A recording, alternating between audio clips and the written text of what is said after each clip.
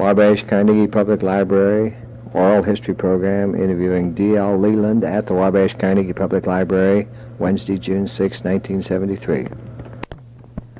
Mr. Leland, I'm glad that you're going to participate in the program, and I want to ask you, first of all, when and where you were born and who your parents were.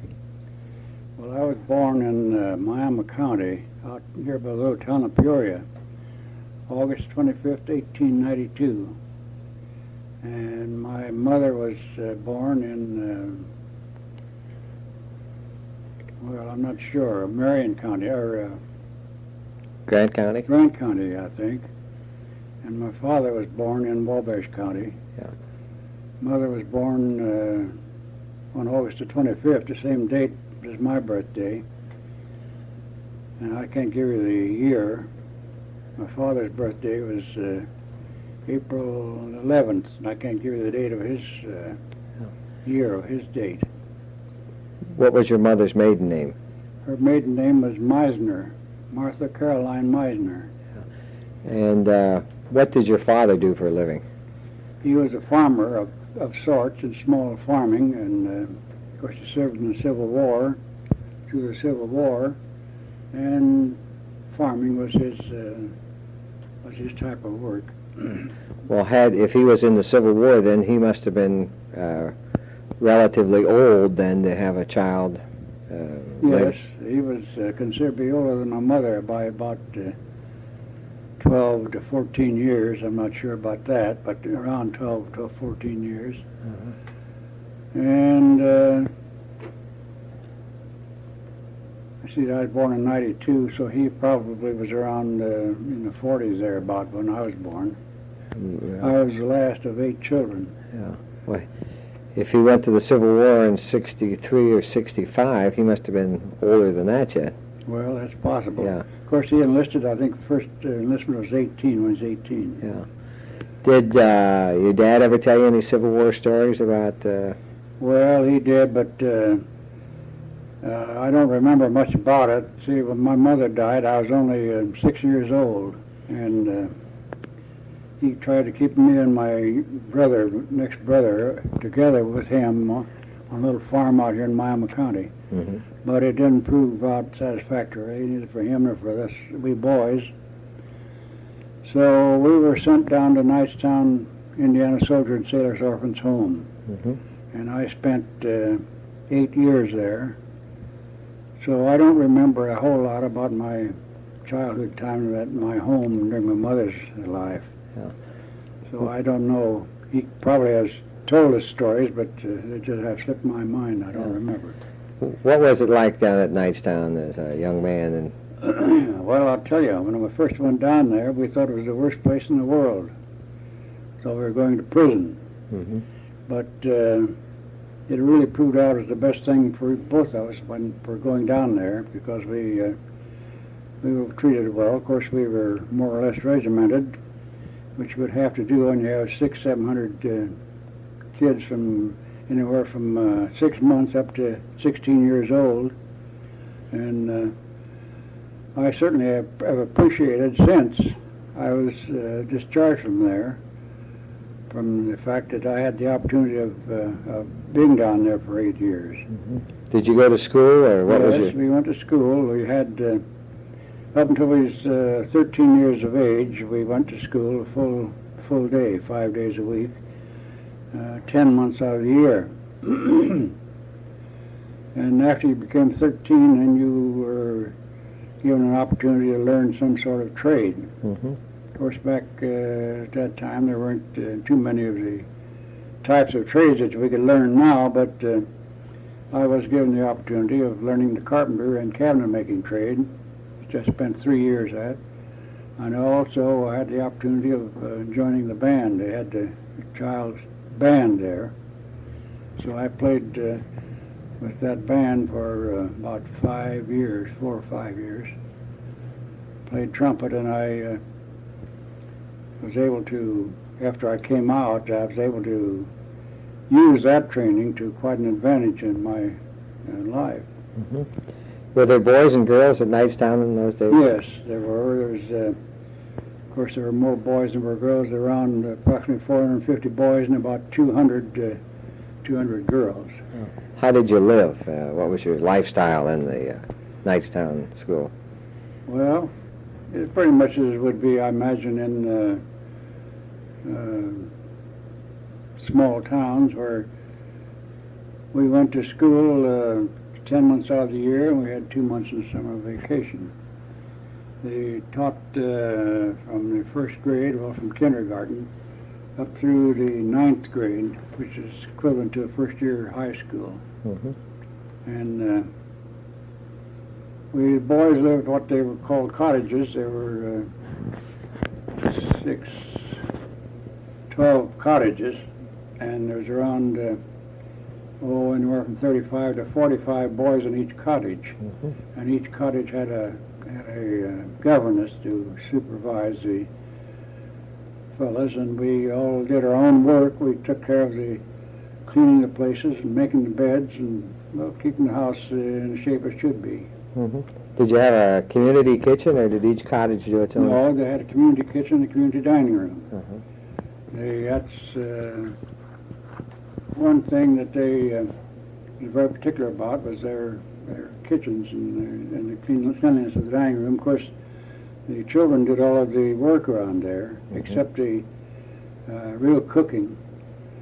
But as far as serving the tables and cleaning up afterwards, it was all done with the people from the children from the home. Yeah. Did your brother stay in the same cottage with you? Yes, he was in the same cottage. They never separated the brothers or sisters. I mean, there happened to be 2 sisters, well, they were put in a division by them with them, and brothers were put in the same division also. Yeah. Now that you had your education and you learned the carpenter trade, what did you do? Well, I came out, was discharged when I was 16, and I had a brother who lived up in Manistee County, Manistee County, Michigan. I went up there lived with them and finished my high schooling. Mm-hmm. And then I came back down to Peru, Indiana, and went to work in what was known as the Booth Furniture Factory in cabinet making industry. I worked there several years until they closed the plant, and I went to work for a automobile parts manufacturing company there in Peru, known as the Peru Auto Parts Manufacturing Company. And I worked there for 13 years, and finally they went out of business. And then I went to doing a little traveling on the road selling mechanics tools. Uh-huh. Had that for about a year. I didn't like it because I had to be away from home so much. It was all right as long as I could work, but when night time come, I missed my family. So I had a friend that worked up here for Mr. Honeywell Heating Specialty Company, and he advised me to come up here and talk to Mr. Roby, who was superintendent of the plant at that time. So I came up and talked to him, and he put me to work in the old plant down here, what is known as the old Data View Processing Company now. Mm-hmm. Honeywell's had a plant in there at that time, and they had just developed a new electric oil valve to be used in connection with the heating plants. There's home heating plants and industrial plants. And they were just getting ready to set up the assembly line, and so he put me on the job of setting up this assembly line, getting it ready to manufacture these oil valves. And after we got that line running okay, they needed somebody to more or less run a routing department, which they never had. And then, as much as I'd had a lot of experience down at Peru in handling stock and keeping materials flowing, he put me on that job. So I set up this routing department and oversaw that for a number of years. And then from that on, it just seemed like that I was more or less I don't know, call it a handyman, or you want to call it, because I would go from one job to another, set up new jobs, and I worked in the receiving department and the shipping department. And during the lean years in the early 30s during the Depression. Of course, business got very slack, and they cut the force way down. And they had, of course, had merged with Minneapolis plant in 1927. And as a result, a lot of the people were laid off, and the workforce became very small. And they established this plant as a model, what they call a model plant, engineering for new products and so forth. And I did odd jobs around with the model shop, worked in the machine shop, and did a little assembly work, did paint spraying and plating, that is nickel plating and that type of plating. And that's the type of work around there until things began to pick up then after several years. After the war got started, and they began taking in more work all around. And Harry Kuntz at that time was superintendent of the plant, and he asked me to more or less assist him as an assistant superintendent to him, although I didn't have that official title. I was more or less just a general flunky, I guess you'd call it. And I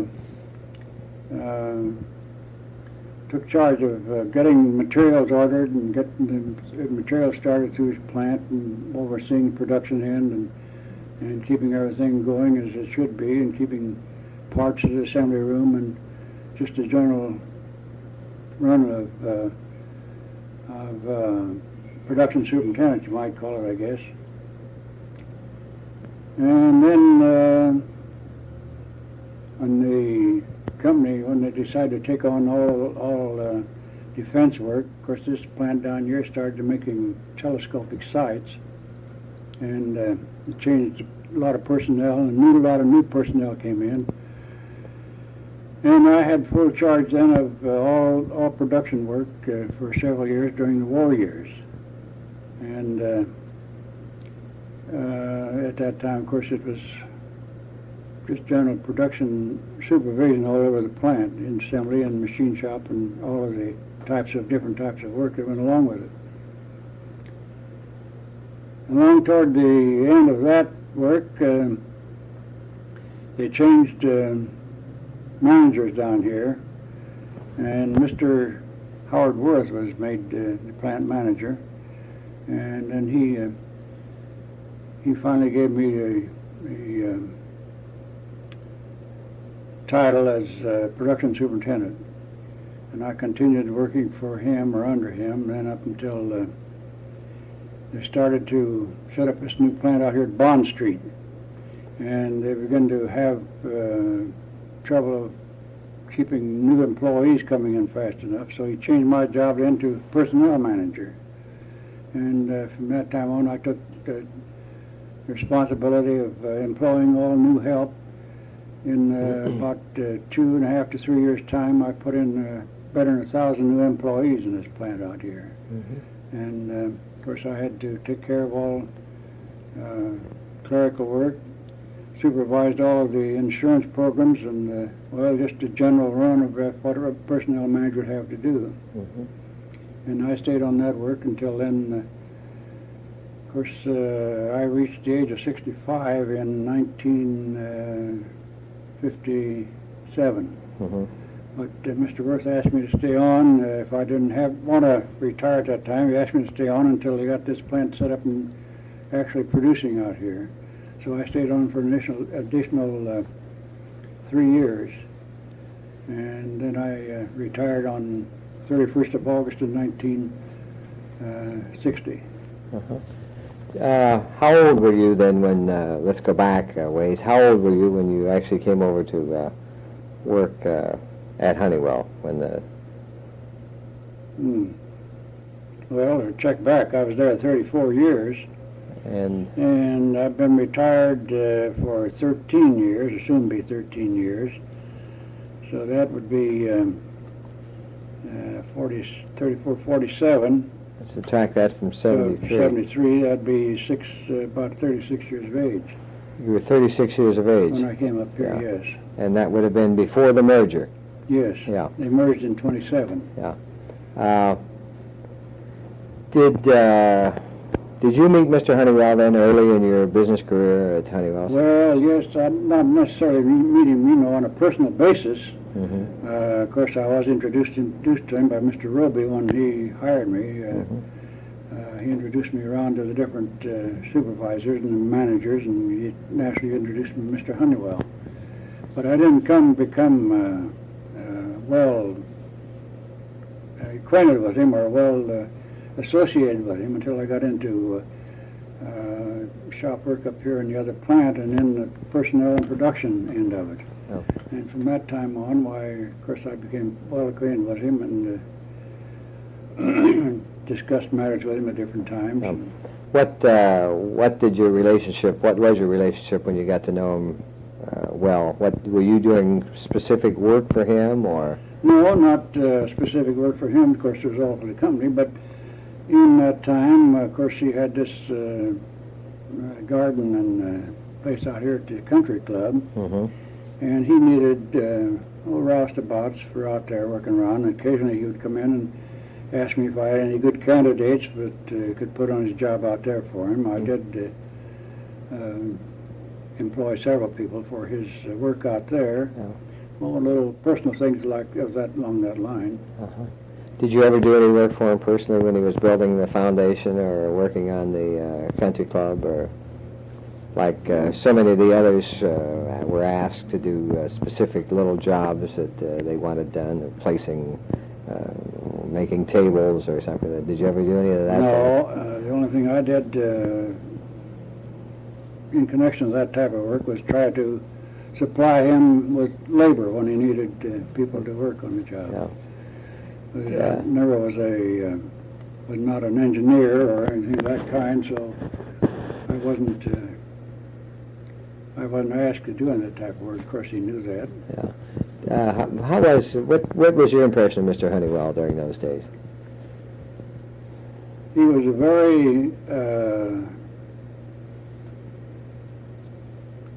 a very strict man. He was a perfectionist from A to Z. Nothing was good enough. It had to be perfect.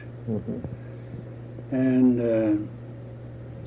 he was rather an impatient man at times. Mm-hmm. All in all, I could say that he probably was a genius. Uh-huh. I think that would sum it up as far as I could tell. Yeah. Did Mr. Honeywell have a vast knowledge of the plant and? Oh, definitely. Yeah. Definitely. He, early in the early production years down there, 3 or 4 times a week he would go down all through all the plant and see what's going on and see if there's any trouble spots. And Mm-hmm. Every so often he would stop in my office and ask me what my troubles were, if I had any troubles. Mm-hmm. In other words, he wanted to know what was going on, and he did know what was going on most of the time until he got up to his age where he more or less lost some interest when after the merger was set up, and more or less the direct management over the plants where it was put out someplace else, and he was more or less just on directors and board of directors, and was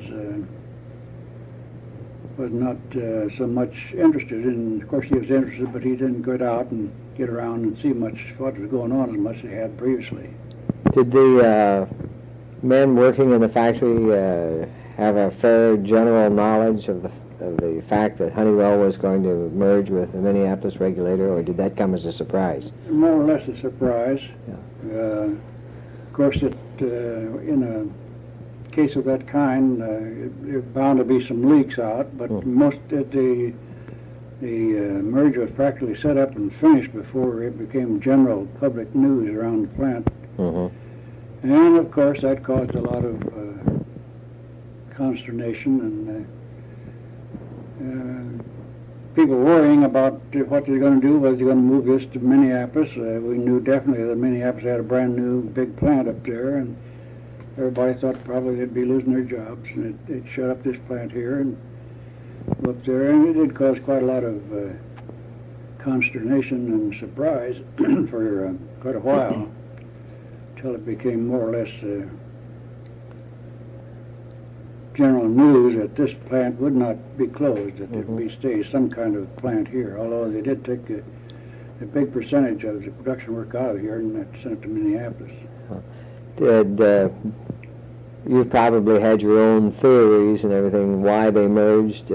Why did you feel that they merged with Minneapolis Regulator? Well, I really didn't know until, in fact, I don't think anybody else did outside of maybe people who were directly reporting to Mr. Honeywell at that time, but there was a few others that were. But he didn't leave us in the dark too long. After the thing was finally settled, he called all of the supervisors and department heads together and explained the situation that competition between the two companies became just so strong that they were battling each other back and forth, that they decided the best thing to do would be to combine and merge the two companies and work together rather than work against each other. Well, anybody with any gray matter at all could definitely understand why, when he gives that explanation, you know exactly what was reason the merger was set up the way it was. And of course it eased, I think, most of the people's minds, that is, people who were in supervisory positions, and some of the older people who had worked around there. During the Depression, was your pay cut during the Depression?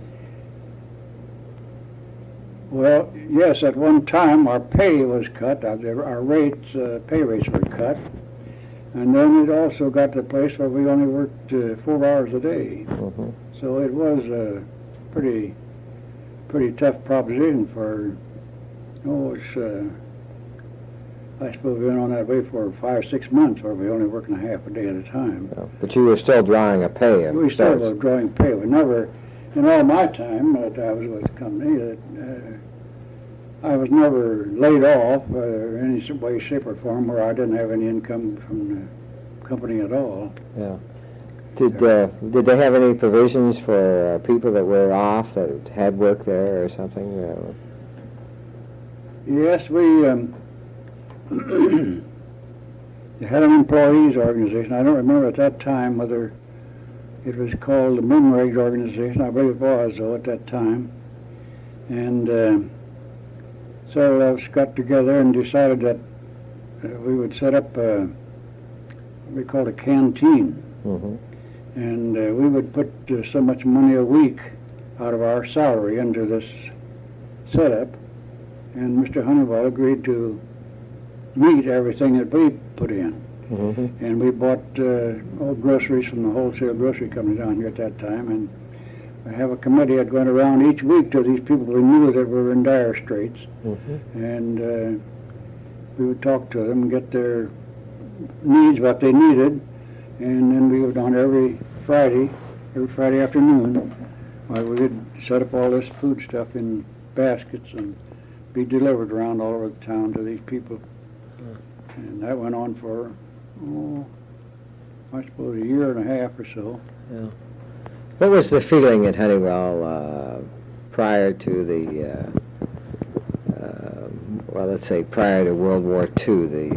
You would be a relatively small facility, and everyone got along with everyone else. And yes, it was a pretty close-knitted plant.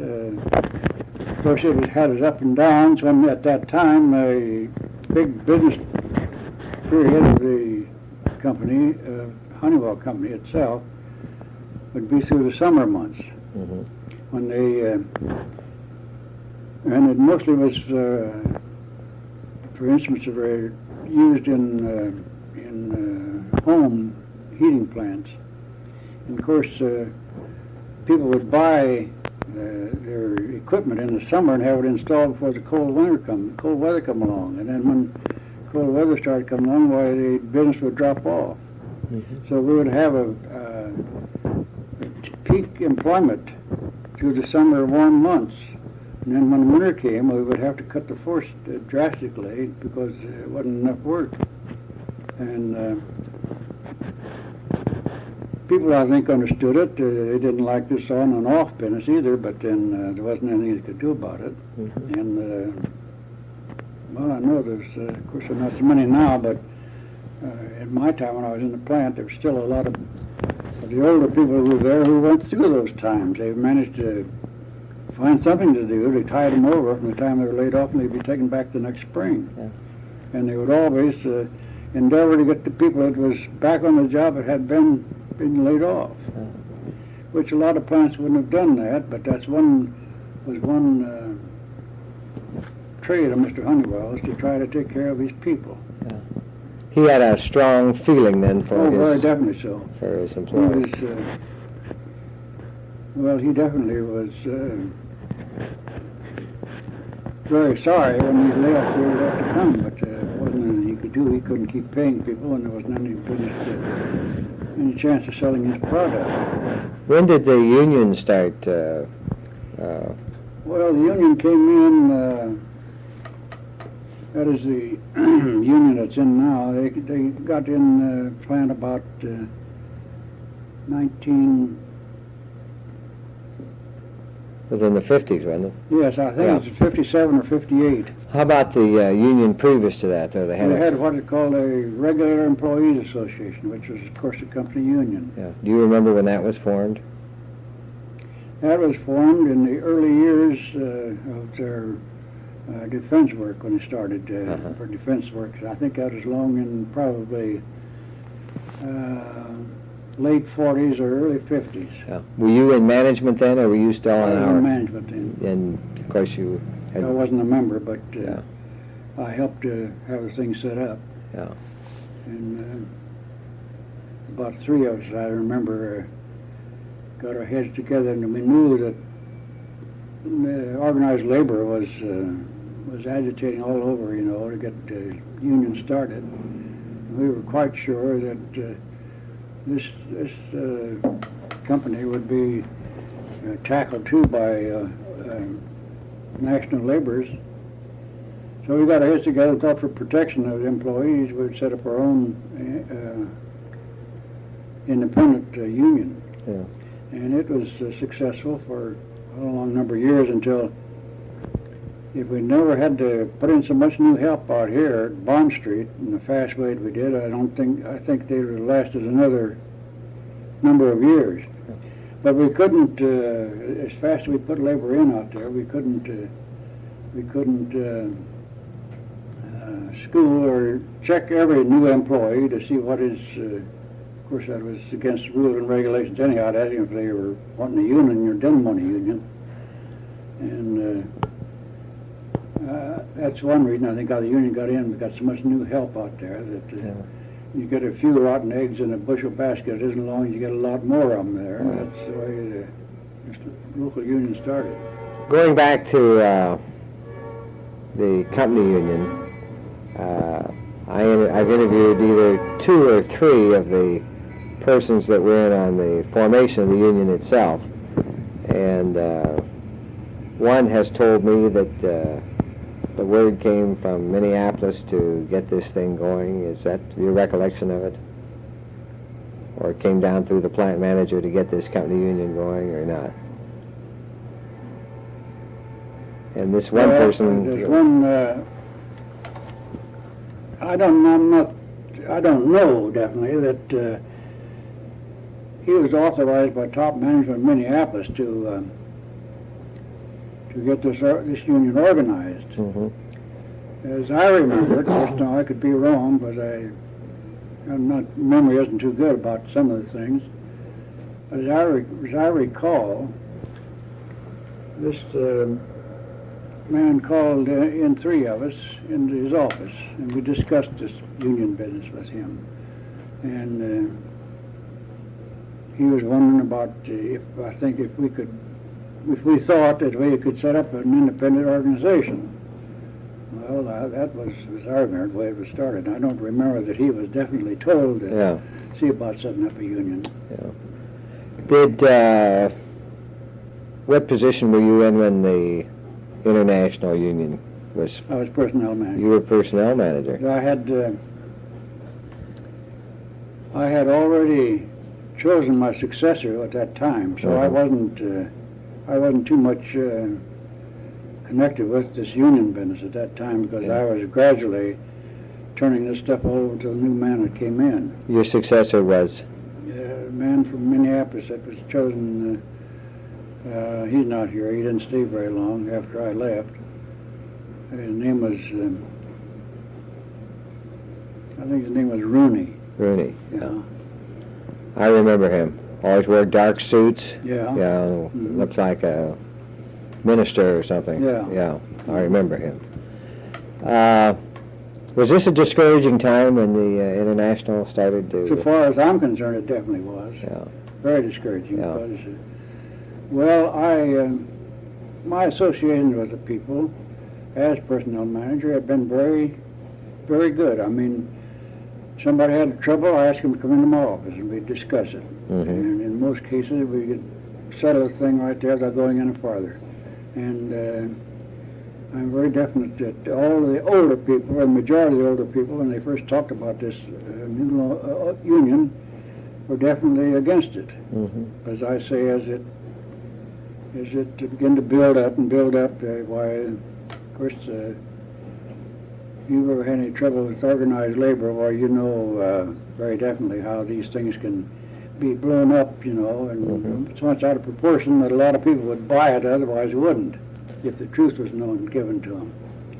So to me, it was very, I was very disgusted about the whole thing, but I couldn't go out and try to unsell it, because that was against the labor laws, and they could cause the company trouble. So I couldn't go out and talk to these individual people, because, as I say, it was against the law, and the company wouldn't permit it anyway. Did you have a regular grievance procedure and wage and hour negotiations and everything on the employee regulator? That's right. Union? We had our bargaining sessions. I think their contract, as I remember it, set up, they had an opening clause at the end of each year. If they wanted to open it, why, they could have it open. And we usually would have a bargaining session every spring, along in March or February, March. Did you think that the International would get in at on the first go-around, or? No, the first go-around, they missed out. I mean, they had their vote down here, and the older people voted it down. They didn't, so they had to wait the next 2 years. I think it was 2 years before they could come back in and try to set it up again. So the first time around, the employees voted down the International Union, but it finally went over. They not by a large majority, but it did go over. By that time, I was almost ready to leave anyway. Did you see any change then in management's attitude toward the... No, not definitely. They did. Could see some difference. I mean, we were very lenient with the employees under the old setup. But of course, when the new organization came in, they demanded this and demanded that and demanded the other things, and so management got a little tough too, and they cut out a lot of the permission, little rules and regulations they had set up that were not a part of the contract, but they permitted to go anyway because it wasn't costing the company anything. But those things, we stopped a lot of those little things that we didn't used to mind about it when the old union was in. Did you ever think there was a time that Honeywell factory would no longer be here, even during your working career? Yes, I have thought at different times, especially early in the recession years when business got so very slack, and they moved out so many different little things that we had done here in Wabash, took them to Minneapolis. We got down to the point where it was, I think there were only about 8 or 10 of us working down there for quite a long time in the plant. Mm-hmm. And I definitely thought that, well, they naturally wasn't going to keep a little setup like that down here when they had space for it up in Minneapolis. And I actually kind of put out a few hooks and lines trying to locate someplace else, to kind of protect myself, because I had a family to look after, and I didn't want to be left out in the cold if it'd be possible. So, but it never did happen. I mean, we survived. Did you ever, were you acquainted with the athletic teams that they had back in the 30s? And Yes, I played on their softball team a couple of years, and one year I managed the softball team. One year I managed their basketball team. I never was a basketball player, but I did play on the softball team. Who were your players on the team when you were your best year? Oh, The ones that stick out in your mind? well, I suppose I have to name Jim Hipcher Sr. and Bussy Martin and Glenn Custer, Darrell Hamilton. Was Howard Smith, he wasn't playing anymore when he was in the earlier days? Well, I don't believe that Howard was playing on in the teams that I was connected with. He might have been. I don't recall it. If he was, he wasn't one of the better players, or one of the younger players. Mm-hmm. Did you play teams around here? Did you ever travel any place? Or? No, I don't recall that we did. Of course, every fall, of course, they would have a round-robin tournament here. They would play teams for the different locations in the county for a county championship, such as Manchester and the Fountain and Urbana and the smaller communities around here. They have their own teams, and they have a tournament to see who was the best, huh? Who was the best, yeah.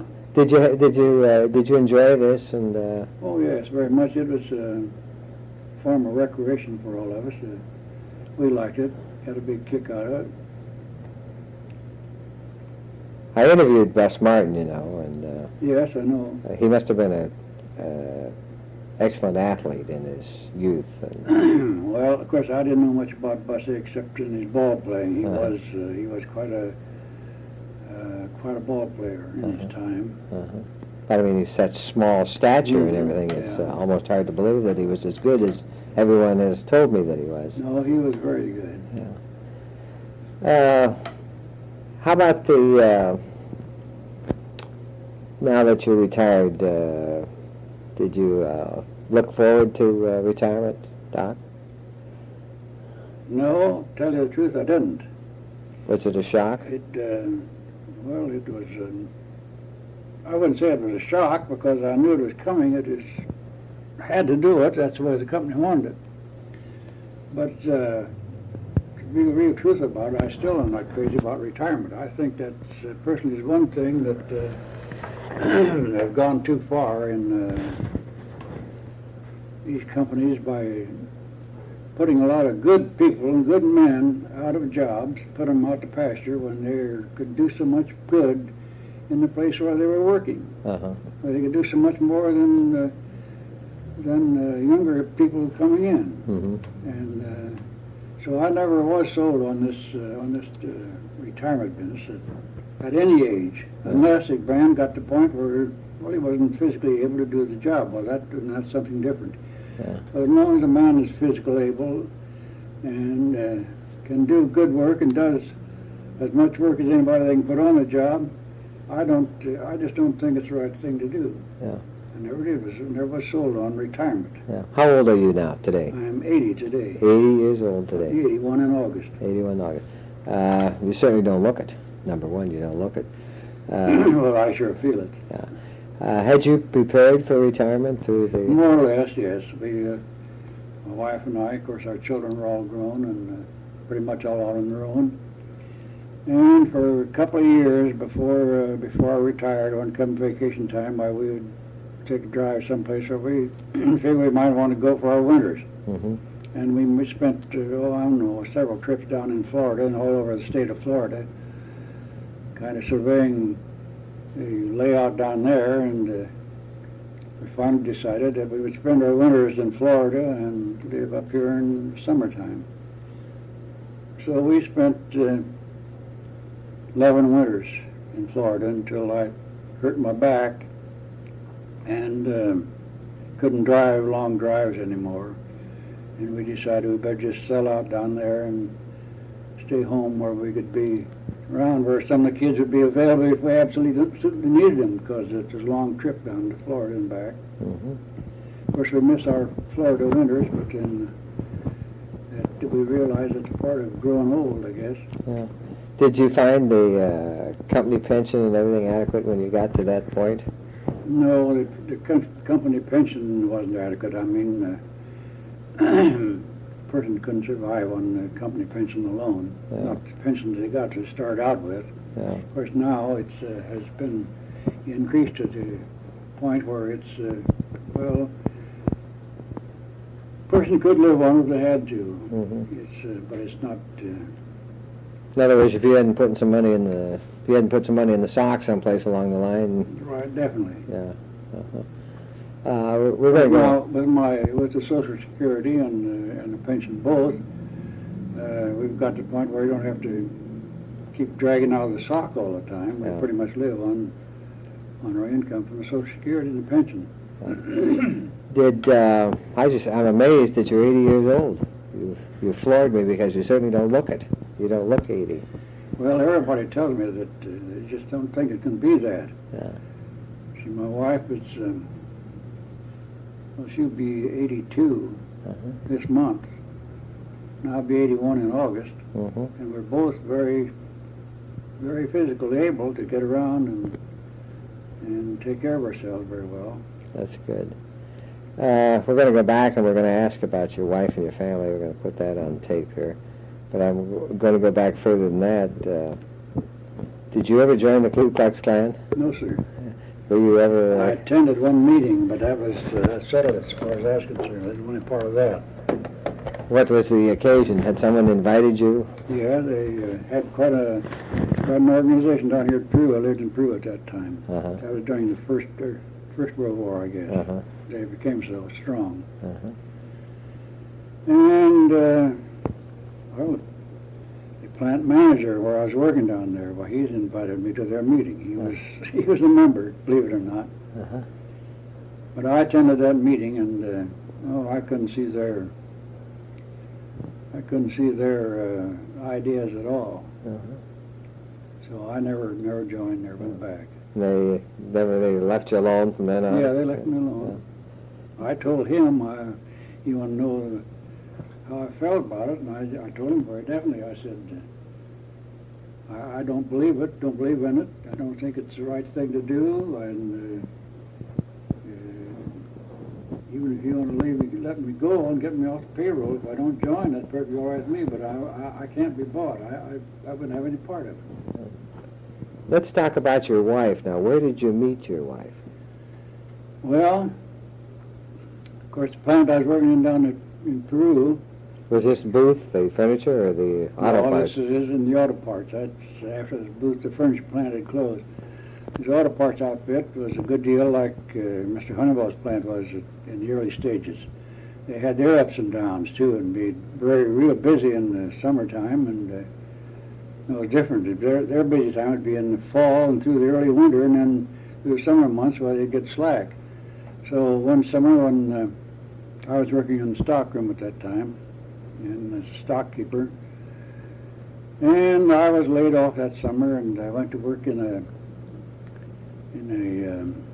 shoe store down in Peru, just to tide me over till I got called back to the auto parts.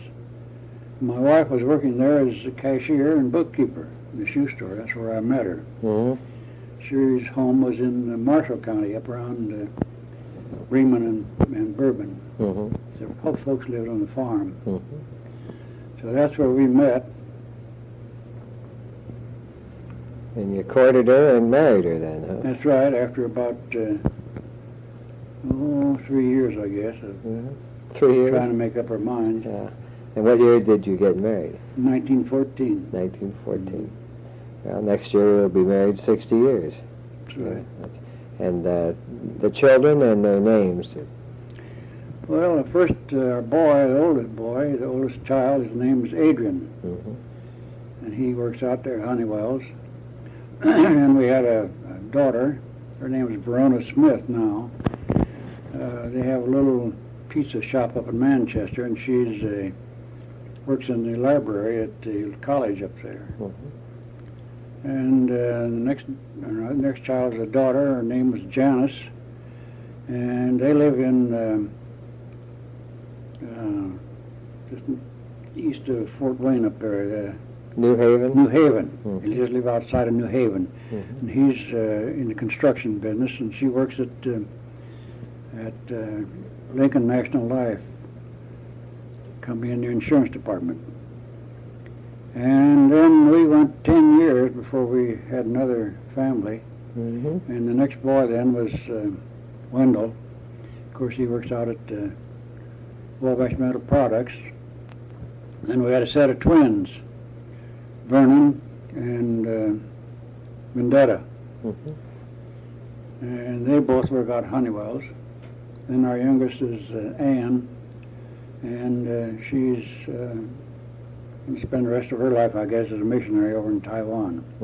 She's presently home on a furlough, but expects to return there in September or October for another 5-year stretch. And which church is she affiliated with there? She's not being sponsored by any special church. She's under what they call the Evangelical Alliance Mission. They call it TEAM for, that's the initials of the words that make up the name. And that's not an international, but a interdenominational setup. Right. Were you active in church all your life, Doc? Oh, not too active. At different times I'd be more so than others. In my younger years more so than I have been in my older years. Of course, I've always attended church up until I injured my back, and I got to the point where I couldn't sit on those hard seats and just about breaking my back. So I haven't attended church regularly since hurt my back. If you were going to start your career all over again, what would you have done? What would you rather have done than doing what you did? Did something else look better to you, to be an undertaker or tree surgeon or doctor? Or? No, actually, when I was in the home, the orphan's home at Knightstown, I worked a little bit around the greenhouse, people that took care of the lawns and the flower gardens and so forth and so on. And I got an idea that I'd like to have a greenhouse of my own, but that fiddled out. I mean, I didn't last long after I got out of the home. And then an idea, I wanted to be a railway mail clerk. That's from reading those pulp magazines. That's right. And hearing stories from around different people who knew railway mail clerks, and it looked like a very easy job, well paid, and pretty substantial, no liabilities connected with it. As long as you did your work, well, you could work until they got ready to let you go. Right. But that didn't work out, and after it got kind of run around a little bit, and of course it belonged to a band down there at Peru, 3rd Regiment Band, they called it. We belonged to the National Guard for a number of years, until the Spanish or the Mexican flare-up come down there on the border. We were mustered out at that time because we had a lot of older fellows who were members of the band. And I also played in the theater orchestra and the dance orchestra down there for a number of years. But I got mixed up in that type of thing, and well, I just didn't have any goal set to what I wanted to do. I just drift from one thing to another, but more or less either I was lucky or people thought I was pretty good. I don't know. But I worked for the soda police company down there for 13 years. And I really only had what you'd call two jobs, down there and Mr. Honeywell, because I was with Honeywell 34 years. With a little elapsed time in between that job and up here out on the road selling mechanic tools. Mm-hmm. How about your music career? You mentioned playing in the theater down there. Was this during the vaudeville days or silent days? Vaudeville days and silent movies. And what theater would that have been? That would that be the Roxy? was the Roxy Theater. Right. We played when the Roxy was being built. The same fellow who owned the Roxy or run it had a little theater across the street down in the next square. That was called, well, it doesn't matter. It was just a little 5 and 10 cent, just a little hole in the wall about the size of an ordinary store building. Uh-huh. And we had 5-piece orchestra played in there. Played every night and Saturday afternoon and Sunday night. Sunday nights, 7 nights a week and Saturday afternoon. Uh-huh.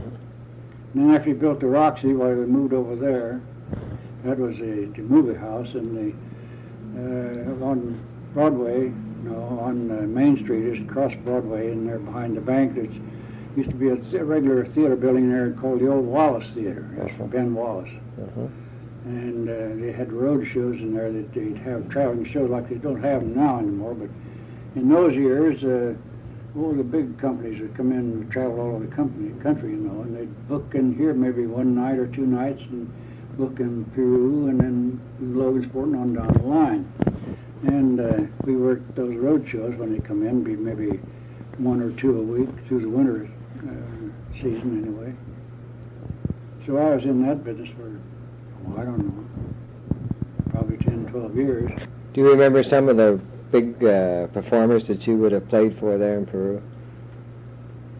Well, one of them I think of right now offhand was one of the big entertainers was Harry Lauder, Sir Harry Lauder from Scotland. Mm-hmm.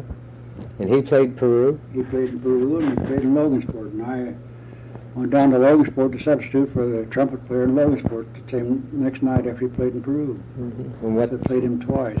What were the songs that he was singing? Oh, I wouldn't remember those, what they were now. That's been 50, 60 years ago. 40, 50 years ago, Yeah. so I don't remember what they were. But yeah. Did you enjoy that work? Oh, very much, David? yes. I would have preferred that. I mean, if I had an idea that it would be enough work that I could maintain a family and take care of them properly, why, I'd rather follow the music definitely all the time. But in small towns, that just wasn't possible. Did you sight read or play by ear? Oh, I sight read. Sight read, yeah.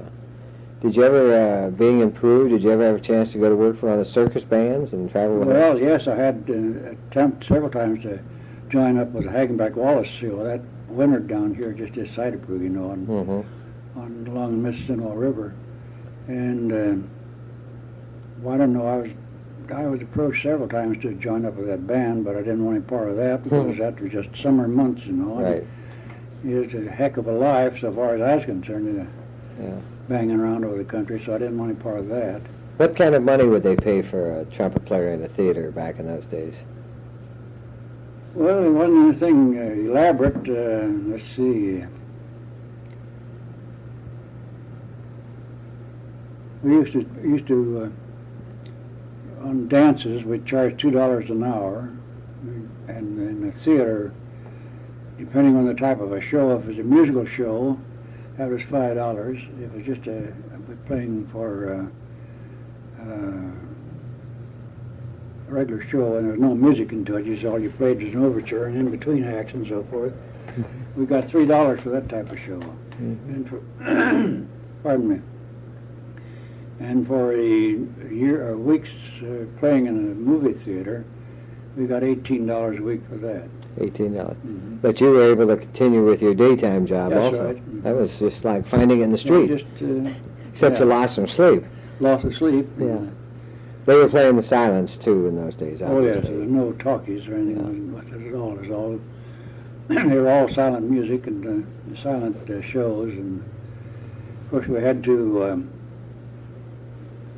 every time there'd be a new picture come in, which I think he changed pictures 3 times a week, we would have to go down in the afternoon before the evening show and watch run through so we could set up different Cues and music to Right. fit in with the picture more or less. yeah. So When did you quit the trumpet? Or do you still play it? No, I don't still play it. I quit that.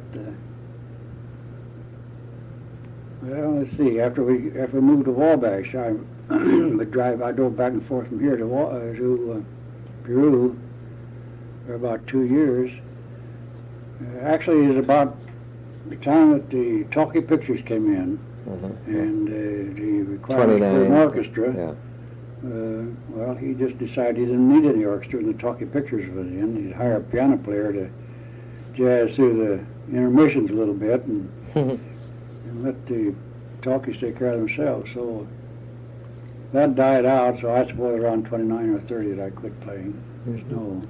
Did you continue to play in dance bands then around Wabash, or? Not with the Wabash organization, but I did still play with the organization out of Peru at that time, several times a week or several times in a month, mostly on weekends. Anything else that would be of interest to your grandchildren listening to this tape maybe 50 years from now, or some historian? Anything about Mr. Honeywell, something funny or something sad? Or? I don't know anything particular. There's one little story about Mr. Honeywell. He told it himself, so I guess it'd be all right to mention it. Was how he quit chewing tobacco. I never heard that.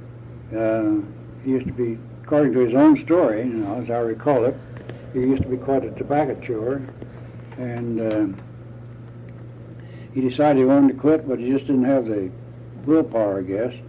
And he had became acquainted with down in Florida with one of these hypnotists, and somewhere or other he mentioned the fact to this hypnotist that he couldn't quit chewing tobacco. And this fellow said, "Well, I can fix it so you can quit." So he hypnotized him, and during the time he was under the spell, this guy told him, said, "The next time you take a chew of tobacco, you'll become deathly sick, and you'll quit chewing tobacco. You'll never want any more." And he brought him back, and he was never as sick in his life as he was the next time he took a chew of tobacco. So he dropped that out in That was there. it. Yeah. Oh, that's a That's great one story. thing that I remember about him. Yeah. Oh, he must have been a great individual. There's no doubt about There's it. no doubt about it. He was, he was just one in a million. Undoubtedly. As long as you did what was right around Mr. Honeywell with him, why, everything's perfectly all right. But if you slipped up on a little idea that he thought you should have taken care of, he didn't waste any words telling you about it, Yeah. which it should be. I mean, after all, he's a perfectionist himself, and he wanted everybody to come as near to his ideas as he could himself. Yeah. I think it's great that you've had the opportunity of working for the man and with him those years. That I think so too. he would have been 100 next year, by the way, 1974. Yeah. Would have been 100 years old next year. The only thing that's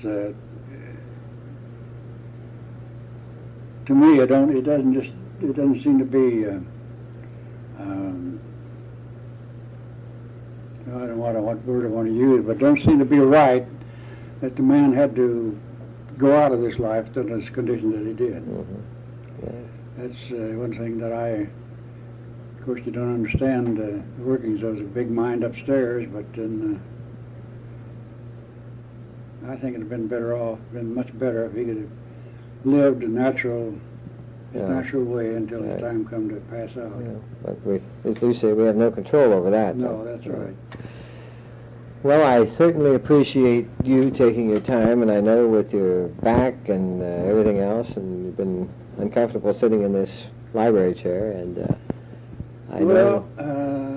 The reason I didn't want to come down until the other time you called me was just like you say, my back was giving me a lot of pain, a lot of trouble. You felt rotten. And I felt very rotten, and I just didn't feel like going through with it. Mm-hmm. But after the weather has warmed up now, and things are kind of smoothed out, although this rainy weather, back gives me fits. Now, this morning, it was pretty sore this morning, but Does heat do it any good, or? yeah, it does some good. But it didn't, just while I'm on the heat, it does me good, but after I get off of it, it's no good. I take a lot of